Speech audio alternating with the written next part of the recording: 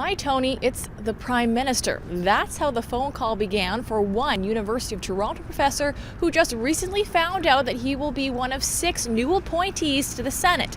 6 individuals who are supposed to dramatically shake up the upper chamber, all of them acting as independents. I would never have considered this previously.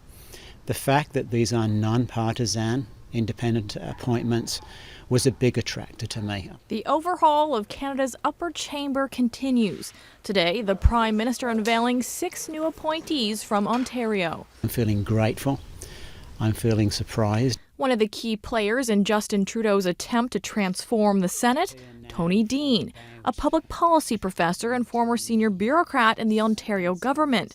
He got the call from the Prime Minister himself late last week. He very much wanted his nominees to be independent, and he emphasised that 2 or 3 times. A fact he first emphasized on the campaign trail,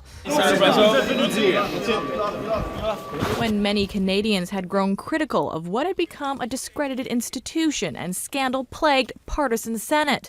Trudeau promising back then to restore it as an independent chamber of sober second thought. It might improve the situation, but it might not go far enough. Constitutional expert David Schneiderman warns it is impossible to scrub politics from the upper chamber completely. Senators, you could imagine, are going to organize themselves into factions of a sort.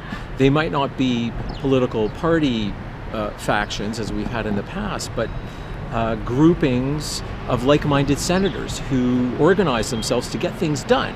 For Dean, he plans on relying on his experience as a political mediator to get things done in this brave new world of independence. I'm very enthusiastic about joining that process right now, let me tell you.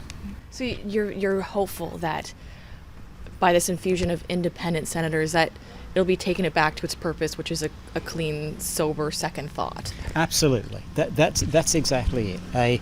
A place of non-partisan, independent thinking on the issues, on the facts of legislative reform and policy as Canadians would see it.